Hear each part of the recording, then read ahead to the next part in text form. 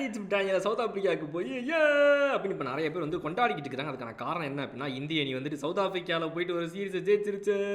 அதாவது அந்த சீரீஸில் இப்போ கூட ட்ரா ஆகிறதுக்கான வாய்ப்புகள் நிறைய இருக்குது. ஏன்னா வந்து சவுத் ஆப்பிரிக்கா ஒருவேளை அந்த 4வது மேட்சை ஜெயிச்சு விட்டாங்க அப்படின்னா வந்துட்டு 2-2 அப்படிங்கிற மாதிரி வந்து இது ட்ரா ஆயிரும். 2-2 அப்படின்னு சொல்லி ட்ரா ஆகாமல் தடுக்கிறதுக்கு என்னென்னலாம் வழிகள் இருக்குது அப்படின்னு சொல்லி ஆல்ரெடி இப்போ ஜோசியக்காரனை பார்த்துட்டு இருக்காங்க நம்மளுடைய இவங்க இந்தியா.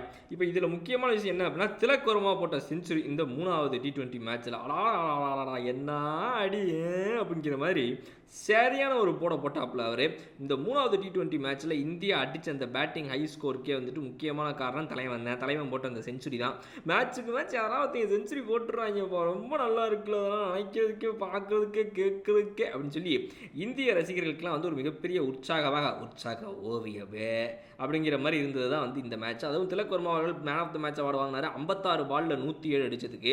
அந்த அளவுக்கு வந்து இது ஒரு 60 பால் கிட்ட போனனால ஒரு ஹை ஸ்ட்ரைக் ரேட் மேட்ச் இது இன்னிங்ஸா அப்படின்னு கேட்டிங்கன்னா இல்லை. 40 பந்துகளில் 45 பந்துகள் அடிக்கிறத கம்பேர் பண்ணும்போது எக்ஸ்ட்ராவாக இவர் எடுத்துக்கிட்ட இந்த 11 பந்துகளுங்கிறது வந்துட்டு யோசிக்க வேண்டிய ஒரு விஷயம் தான். பட் இருந்தாலும் இந்த மேட்ச் அப்படிங்கிறது வந்துட்டு திலக் வர்மாக்கு என்ன அளவுக்கு ஒரு செஞ்சுரி, முக்கியமான செஞ்சுரியை வாங்கி கொடுத்துருக்கு அப்படின்னா, இப்போ யங் டீமை நம்பி வந்து வாய்ப்புகளை கொடுத்துருக்குறாங்க நம்மளுடைய பிசிசிஐ இந்திய அணி. அதில் வந்துட்டு ஒவ்வொருத்தவங்களும் வாய்ப்புகளை வந்துட்டு சூப்பராக பயன்படுத்திக்கிறாங்க. இப்போ சஞ்சு சாம்சனே ஒரு சீனியர் பிளேயர், இது வரைக்கும் இந்தியா டீமில் வந்துட்டு பெருசாக வாய்ப்புகள் கிடைச்ச வாய்ப்புகளை பயன்படுத்திக்காமல் ஒழுங்காக இருந்தவர் இந்த சீரீஸில் ஒரு செஞ்சுரியை போட்டிருக்கும் போது, அதே நேரத்தில் திலக் வர்மா, ஆதித்ய வர்மாவின் அத்தை மகன் திலக் வர்மா அவர்கள் வந்துட்டு இந்த மாதிரி இந்த விஷயத்தை வந்துட்டு யூஸ் பண்ணிக்கிறாரு அப்படிங்கிறதும் நல்ல விஷயம் தான். பட் என்னன்னா, சேசிங்கை பொறுத்த வரைக்கும் பவுலிங்கில் லைட்டாக லாஸ்ட் மினிட்ல கொஞ்சம் இந்த டர்ராக இருக்கும். அந்த அளவுக்கு அவங்க வந்து கிட்ட நெருங்கி வந்துட்டாங்க. 10 ரன் அடிச்சா போதுண்டா அன்னைக்கு மேட்ச் நம்ம பொட்டலை கட்டி போயிட்டே இருக்கலாம், அவாடா அப்படின்ற மாதிரி கிட்ட வந்துட்டாங்க அவ்வளவு. ஸோ அந்த கடைசி ஒரு 3-4 ஓவரில் பார்த்தீங்க அப்படின்னா வந்துட்டு ஒரு விக்கெட் அங்கங்கே போகிறது ஒரு பெரிய மைனஸ் ஆயிடுச்சு. இவங்க எதிர்பார்த்த அளவுக்கு வந்து 6 ஹிட்டிங்கை பண்ண முடியல. பட் ஆனால் கார்த்திகனும் தம்பி பாண்டியாங்கிறவருடைய ஓவரில் மேட்ச்சை வந்து கிட்டத்தட்ட அவங்க நம்மகிட்ட பயன்படுத்தி விட்டாங்க. அவ்வளோதான், முடிச்சு விட்டிங்க போங்க அப்படின்ற மாதிரி லெவலில் போயிட்டு இருந்துச்சு அந்த மேட்ச்சு.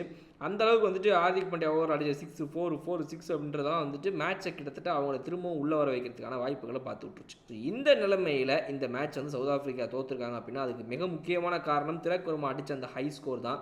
அவர் இன்னொரு ஒரு 4 2 4 கம்மியாக அடிச்சிருந்தாருனா கூட மேட்ச் எங்கேயோ போயிருந்திருக்கும் போல நமக்கு பயப்பட தோணுது. அந்த வகையில் பார்க்கும்போது ஹேட்ஸ் ஆஃப் சொல்லிட்டு 208க்கு 7ன்னு சொல்லி ஒரு 11 ரன் வித்தியாசத்தில் ஜெயிச்ச நம்மளுடைய இந்திய அணி. பவுலிங்கில் இந்திய அணி எந்த அளவுக்கு வந்துட்டு அவங்களுடைய ஸ்பின்னை சரியாக பயன்படுத்திக்கிட்டாங்க அப்படின்றத நம்ம பார்த்தே ஆகணும். ஏன்னா இப்போ வந்து ஃபாஸ்ட் பவுலர் சூப்பராக போட்டாங்க அப்படிங்கிற அதே நேரத்தில் அக்சர் பட்டேல், வருண் சக்கரவர்த்தி, ரவி பிஷ்னாயின்னு 3 பேர் தங்களுடைய 4 ஓவர் கோட்டாவை அற்புதமாக இந்த மேட்ச்சில் போட்டு முடித்தாங்க.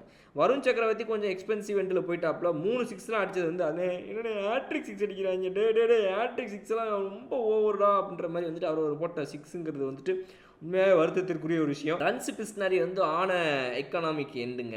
4 ஓவரில் 33 சும்மா கிடையாது. அதுவும் வந்து லைன் அண்ட் லென்த்தை நல்லா மாற்றி போட்டுக்கிட்டு இருந்தாப்புல அவர்.